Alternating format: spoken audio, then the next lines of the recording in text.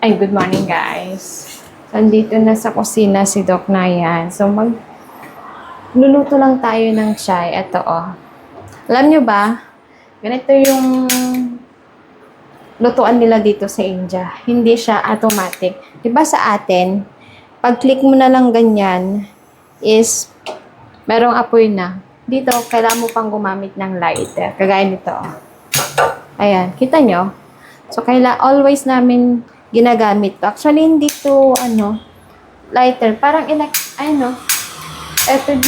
yung ginagamit namin. Nung una-una ko dito, sabi ko, mahirap ba kayo at di kayo makabili ng automatic na gas stove? Pero ganito pala talaga yung mga ginagamit nila dito. Nayan, we don't have chai powder. No, walang chai powder. Wait lang, I will check here. Maybe there is. No, wala. Oh my God. We have. Wala ko. Buti na lang meron.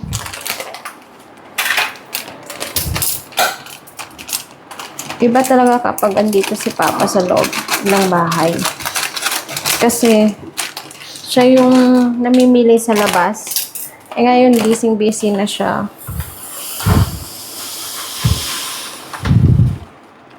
Parang, feel ko, ang hirap-hirap na namin. Walang mga kagamit. Walang mga kapagkain, mga stocks. Nasanay kasi ako na everyday. Chine-check ko yung stock, tapos sinasabi ko na, ay, ganito, wala na. So, hindi natin siya lalagyan ng asukal. Kasi may lahi silang diabetes. So,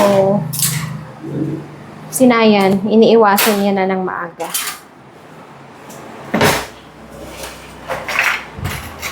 Sa kanya to, sa akin yung maliit. Then, meron pala tayong naiwang bread. So, eggless tong tinapay na to. Iba yung lasa, guys. Namiss ko tuloy yung pandesal sa Pinas. Lagyan ko ba ito ng asukal? Nakakalaman.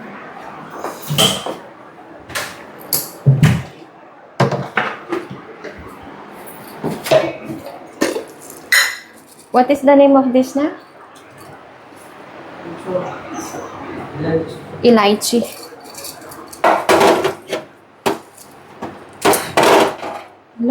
Nilagyan natin ng elaichi.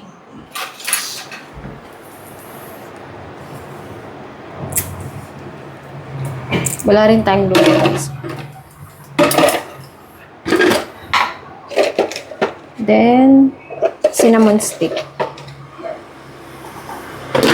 Yun lang ilalagay ko, guys. Wala tayong luya. Kung may luya, ilalagyan natin. Kaso wala.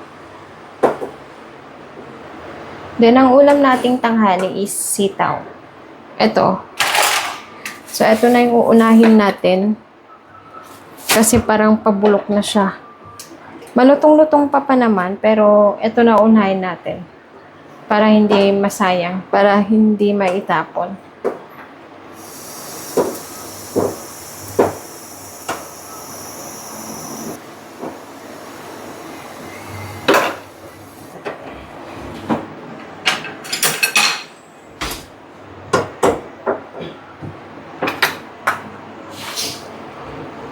Ano?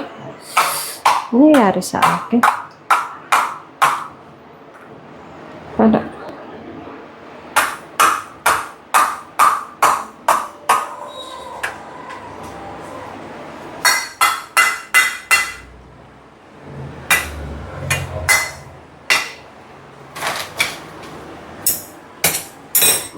So, ito na guys. Bigyan lang natin kay Nayan.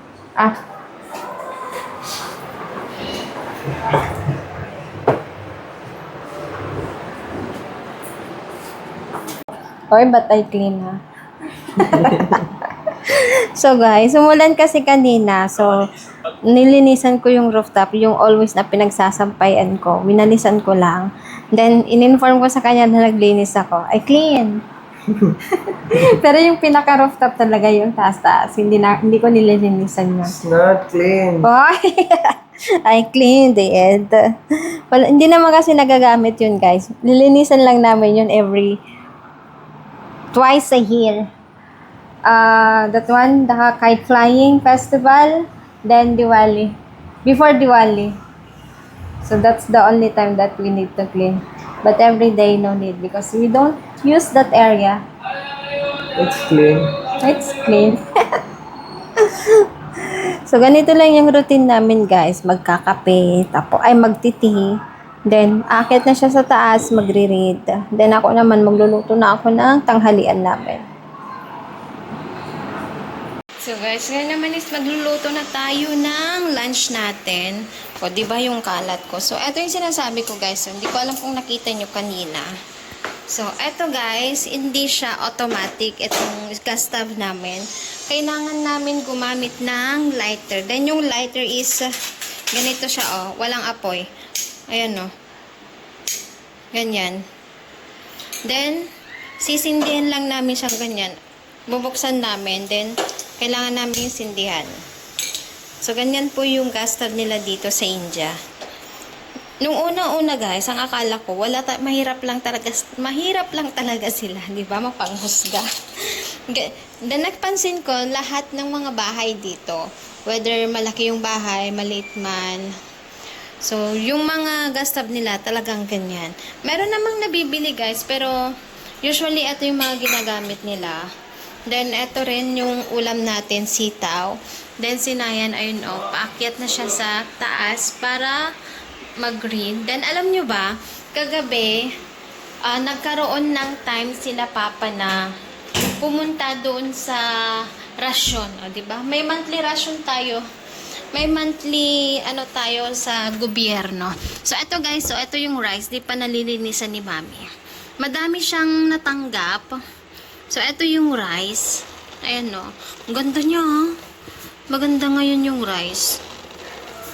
Then, eto guys, oh. Eto yung mga binibigay. So, mayroon tayong black chana. Then, mayroon din tayong dal. So, eto yung mga binigay. So, mayroon tayong 1 tatlo. Then, eto is luma.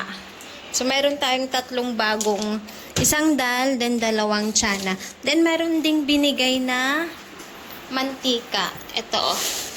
Ayan. Ito hindi na binigay. Binayaran na namin to ng, sabi ni Papa is 150. Pero okay na rin kasi 5 kilong bigas. Tapos may 3 kaming chana. Black chana tsaka isang dal. Ayan guys. So monthly, nagbibigay ng gobyerno na pagkain sa amin. Then, eto guys, so. Ayan yung temple namin. Diyan nagdadasal lagi si mami. Eto, magulo na naman guys. Meron na namang hindi dapat na nandyan. Ayan, at saka yan. Tapos, ano na naman yun? May posporo na naman. Bali, nung okay na ako guys, nilinisan ko talaga yung pinunasan ko kasi super oily. Dahil nga tong kusina namin, wala kami yung para sa lutuan talaga. Yun nasa taas. So, etong nangyayari, ayan, mga yan, super oily. So, dapat weekly nililinisan yan. Then, para hindi mangitim to, ayan no, medyo brown na nga siya. Pero nalinisan ko na yan. Then, eto is oily din. So, talagang kinuskus ko nung okay ako. Hindi kasi ako mapakali, guys. Kapag nakikita kong madumi tong bahay. Then, dito na rin, oh. Naayos ko na yan. So, kagabi, bumili kasi si Papa ng mga gulay-gulay. So, eto yung plastic. So, kahit pa paano, punong-puno na yung ref. Nakakatuwa. Ayan o. Madami na tayong gulay. Nakakatawa. So, guys, magluluto muna ako, ha. Then, update ko kayo mamaya. So, tignan nyo naman. Kapag nagluluto ako, guys, talagang makalat yan. Kahit ayaw natin ng makalat habang nagluluto, talaga kapag nagluto tayo ng chapati guys, meron at meron yan oh. Ayan, yung mga dumi yan. Then, kailangan kasi nito sa ilalim para etong patli na to, hindi siya maggalaw ng galaw. So, ito na yung ulam namin, guys, yung sitaw. So, actually, itong sitaw, guys, ayoko. So, kakain na lang ako ng mga bandang 4 o'clock, ganun. Kasi nagtinapay naman tayo. Then, ito na rin yung ating chapati. Then, nakalimutan ko palang mag-fry ng chili. Pero, luckily, gumawa si mami kagabi yung sili. So, natimplahan na yun. Nilagyan niya lang ng mainit na mantika. Dahil maaga pa, 11:48 pa lang. Then, kaninang umaga, super ulan. So, ngayon medyo may araw na siya. So, ilalabas lang natin yung mga sinampay para matuyo nga yung araw. Para hindi ako matambakan. So, eto guys, eto yung anuhan namin ni Nayan. Sabi kasi namin sabi namin kay mami, palitan to kasi hindi na siya pwedeng palitan. Ewan ko ba, ba't kasi hindi man lang kasi makabili ng magandang paso So, then, plano namin bumili ng magandang paso para etong table na to, mawala dyan. Para dyan is yung malaking paso tapos may halaman. Yun yung plano namin. Pero wag muna ngayon. Madami pa kaming kailangan gastusin. Then, ayan guys, yun lang. So, update ko kayo kung anong mga ganap ngayong hapon. Mamayang hapon. Then, itong parcel na to, galing to sa kwarto namin, guys. So, ibababa ko lang, then may magpipick up na. So, mayroon na kaming problema dito sa mga parcel na to. Kasi, ang daming return. Pero, yung return is nakaka-visit. Hindi siya kumpleto na, guys, na cut na siya, nabawasan. So, hindi na siya mabenta. Kaya, ang nangyayari, nalulugi. So, nag-decide na lang kami na paubos na lang ito, then hindi na namin itutuloy itong negosyo na to kasi nakakapagod, tapos walang kita, lugi. So, kaya kami nagpatayo ng grocery store. Hindi dahil para kila mami or kila papa, dahil para na rin sa amin. Hindi lang kasi kami pwedeng nakaasa lang sa isang negosyo tapos sa vlogging, 'di ba? So, eto na yung aming ground floor. O, diba, malinis-linis na. Ayan, guys, So, ibababa lang natin yan. Then, may magpipick up na. So, guys, hapon na naman. So, mag-iisip na naman tayo ng merienda ni Nayan. So, ang lulutuin natin is samosa. May available naman yan. Ipapainit na lang natin. Ipreprito na lang ulit natin. Kasi ang ginawa ko is half fry lang. So, ipreprito natin. Then, gagawin natin samosa chat. Tapos, si mami tsaka si papa pala, umuwi sila every tanghali para kumain ng lunch, tapos matulog ng 1 hour. Then, pagdating na ng 4 or 3, basta kung anong oras silang gumising, nagluluto na si mami ng chai para sa kanila. Tapos, ginigising na rin niya si Nayan. Actually, si Nayan is natutulog ng hapon para magpahinga. Ikaw ba naman, parang 24 hours na siyang nagbabasa, guys. Kasi talagang puspusan na. Dahil ang exam niya is itong katapusan. So, ilang days na lang ang natitira. So, kailangan niyang puspusan. Tapos, revise pa. So, nagre-revise na lang siya. Pero yung mga kasama niya, guys, natatawa na lang ako. Pang 7 na daw na revision yung kaibigan niya. Siya, pang ilan pa lang. Hindi pa niya ata natatapos. So, question ko, anong ginawa mo ng 2 buwan? Actually, trinay kong basahin yung notebook niya, yung books niya. Hindi ko maintindihan, guys. Yung sulat pa lang, hindi ko na maintindihan. Hindi ko kasi forte ang pagiging doktor. So, teacher ako. So, yun ang forte ko. Meron siya kasi, Diyos ko, ewan ko, ang talino niya, guys.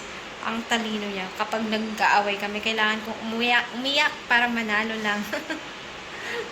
So, ngayon, nagluluto na ako ng samosa. Nagpe-crave ako ng sabaw. Gusto ko ng lune or fried noodles na may siomay.